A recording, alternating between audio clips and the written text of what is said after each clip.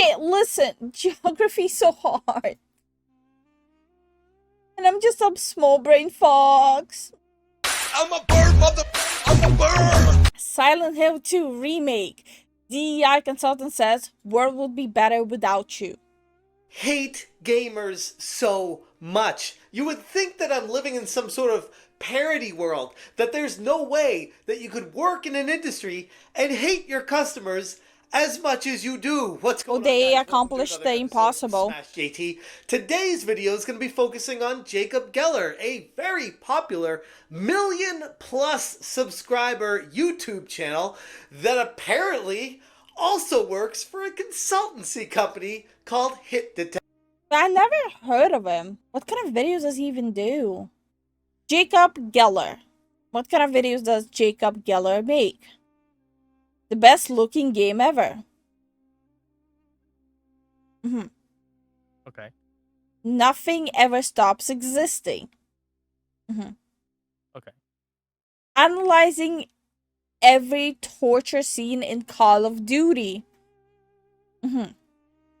Subscriber YouTube channel that apparently also works for a consultancy company called Hit Detection. And it's a company I've talked about previously. They're basically the same exact thing as Sweet Baby Inc., Black Girl Gamers. These places are a dime a dozen. They're pop-up shops overnight, trying to make as much money as possible from these game companies.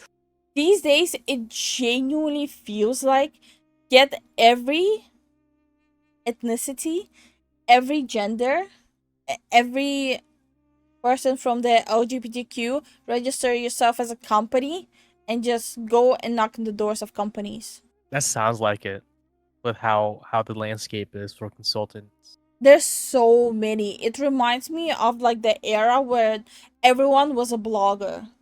Oh yeah, vlogger and blogger and all that stuff. Yeah. That's literally how it feels like. Hoping to avoid being canceled by signing on some sort of consultancy group to check all these boxes and say, hey, if anyone comes after you, just tell them that we went through it and everything's okay and don't worry because we approved it. Which is bad enough on the surface, but when you have someone that I've looked through quite a bit of their tweets because it's been fascinating to do a deep dive on someone that just has such hatred for real gamers, people that have a passion for the games they play, someone that you would think also does, but clearly based off their tweets is anything but. Sounds about right. Hit that subscribe, give me a like, and check out smashjt.com for the full article breaking down not just the situation behind Hit Detection, but also Jacob Geller. You know what I never understood? The people who tell people who play games that the games are for people who are the modern audience, it's also the same people who tell people who play games that you need to grow out of playing games. It really feels like they'll create an issue, grab it in the hand, throw it against the wall, and just see what sticks. Whatever sticks, they'll go after that. 5-4 years ago, it was quote-unquote hip and trendy on social media, telling everyone, aren't you too old to play games? I guess that didn't stick, so now they created something new. And these ridiculous tweets. Jacob first showed up on my radar when he announced on Twitter, surprise, I'm consulting on the Silent Hill 2 remake. I had a really great experience working with the team. Because of this, I won't really be talking about the game publicly. Have fun figuring out your own takes, which is a very backhanded, narcissistic view of the community when you're just like, you know the feeling and the sentiment with honest, real gamers out there and how we feel about these consultancy companies and how they're basically creating Gamergate 2 themselves. Actually, you could say Sweet Baby Inc. and Chris Kindred did create Gamergate 2, and the way you're talking so backhandedly about it, so flippantly, like it's not a big deal, and it's surface of Gamergate 2. Well, actually, I feel like it's more like 1.5 or something. It's not actually like 2. Because the first one never actually went away. Right. But it's so funny to see how now that like the wave of these consultancy agencies is like going rampant, the people who were part of a Gamergate, they resurfaced and open their own consultancy agencies. I'm wondering right now. We're always talking about the bad consultancy agencies. Is there any good consultancy agencies around? They just don't talk about No, them. so every good consultancy agency is within the company itself usually. Oh, it's in house. Okay. Yeah. They usually have their own creative teams. Cool, and anyone that's against you, they're the problems because they don't understand that consultancy groups are somehow good for gaming. On the surface, bad enough, but his past posts have raised even more eyebrows for his disdain towards the very community that he is now working with. This is a very large YouTube creator with over 1 I will never understand going into an industry, willingly going into an industry where you literally hate the clients, the customers. Like, they obviously do not like to whom you're selling the product. Why you're hiring a person who literally hates your customer? million subscribers, and checking through his Twitter, he comes across as just a very woke, narcissistic, I'm better than you, talking down to everyone type attitude, and it always makes me wonder how people like this even get attention in the first place. So I watched some of his videos and I'm like, he's a video essay guy. Alright. I mean, they're decent. Not terrible quality, they're okay, and he keeps his wokeness away from the videos and he just talks about the games themselves and his passion for them. Which is wild! But he's not able to do that in the gaming industry. It's Yeah, like hiring Visual Venture or CoffeeZilla, and I'm not saying they're bad. I'm saying it's as if hiring them to consult how to make a new Space Marines 3 game. It just doesn't make sense. It doesn't. Because I'm like, okay, so he is a gamer and he does have a passion for these games, apparently. Why does he hate gamers so much? In 2019, Geller responded to a post from Compulsion Games writer Bijan Stefan, who was asking for the dumbest idea that would still make the world better. Geller replied in a quote tweet bluntly stating, "No gamers."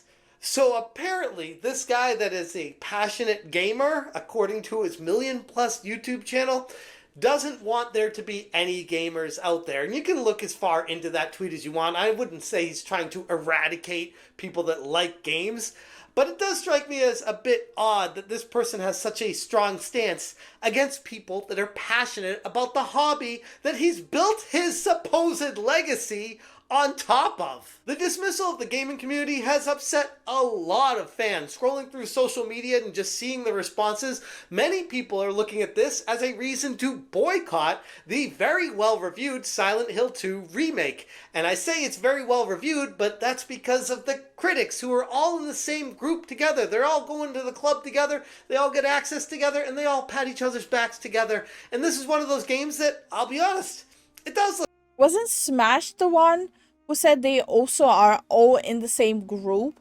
I don't remember if it was a Slack group or a Discord group where they literally compare notes. It was Slack. I think it was either Slack. Yeah, you're right. It was one of those two. Oh no. look pretty good. And that gives them every right to give it a high score because they wanted that so badly. Of course, they're going to give it a very high score to perpetuate the narrative that you can have a consultancy group and have a great game come out of it. Look, we know these people and we're giving it a great score, so that's how you know it's a great game. No problems here. Remember when Ubisoft put out their Assassin's Creed apology lasting 4 pages, apologizing to the gamers and how they basically run Japanese history and feudal Japan through the mud? Joshua Rivera on Twitter said, "Embarrassing they even have to do this. Even by gamer standards, the culture war over this game is brain dead."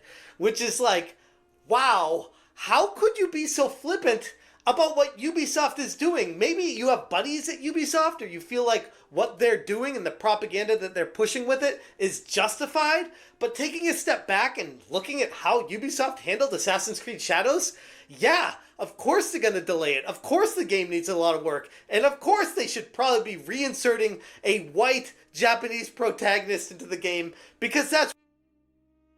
Smash, did you just say a white Japanese? They got to Smash. him. They got to him. No, someone check up on Smash. Wellness check. Let's go. wellness check. But bro, what? You just call Smash. I give you the yellow pass. Just say yellow, bro. Stop. Don't say white. Just say yellow. We're yellow. That's what it was supposed to be before George Floyd happened. Jacob Geller responded, yeah, this sucks. Gives those lunatics way more fuel for their fire. Like, this is one of those people that just doesn't want us to win. It's almost like a them against us, the industry against the gamers. He is causing the divide to go even further. Instead of saying, yeah, Ubisoft really screwed the pooch on this, I don't agree with that, he's saying, yeah, no, gamers are the problem, and this is frustrating that Ubisoft is giving into them here. And many of you may not be familiar with the original Gamergate, but much of it started from the backroom deals that was started with game reviewers and people that were working in the industry, trading good reviews for money or favors or something along the lines, getting trips, wined and dined, whatever you call it.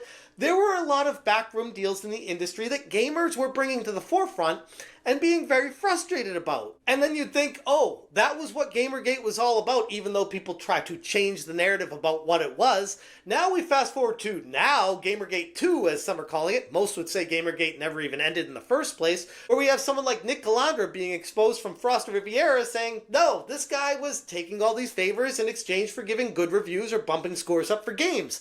Like, literally. I genuinely do feel like Gamergate 2 can be summarized to if you do not fit in their narration of a box, and unless they specifically decided, you're a bigot. They were clocked so many times where they keep on saying, oh, representation this, representation that. But at the same time, when people who are supposed to be represented are telling them what you're doing is complete shit, they're right away, no, bigot, bigot, bigot. Was just happening. Proof right there.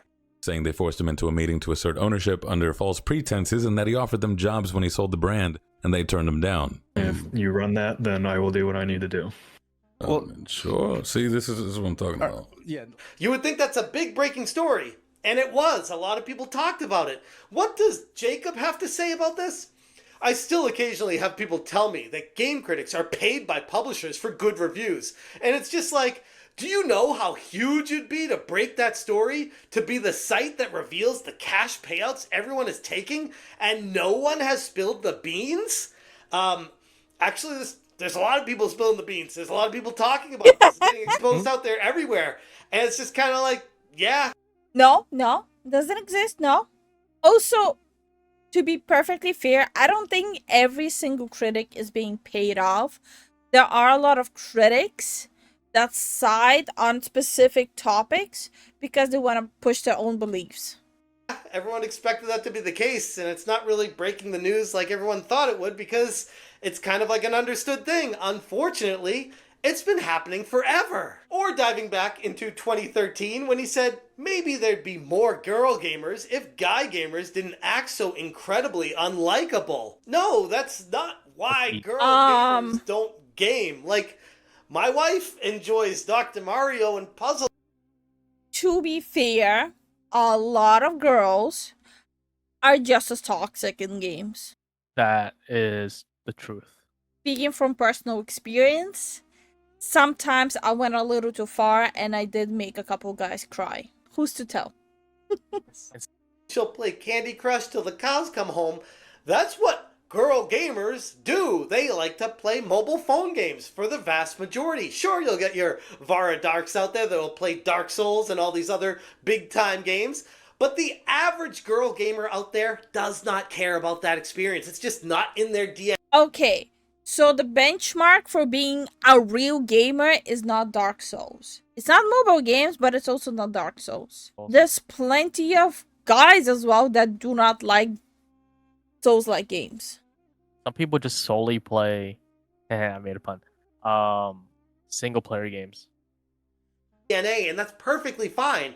As much as these game companies try to inject that into them, it's just not meant to be, and that's okay. The games are there for whoever wants to play them. And of course, we have him replying to, of all outlets, Kotaku, where Kotaku posted, NPR is very worried that gaming is going to turn kids into Nazis. And Jacob replied, I Huh? totally understand the defensive response to our medium, but it's not at all inaccurate to say that the far-right groups are trying to recruit gamers. Much of today's alt-right grew out of Gamergate with asterisks in it. Oh my god.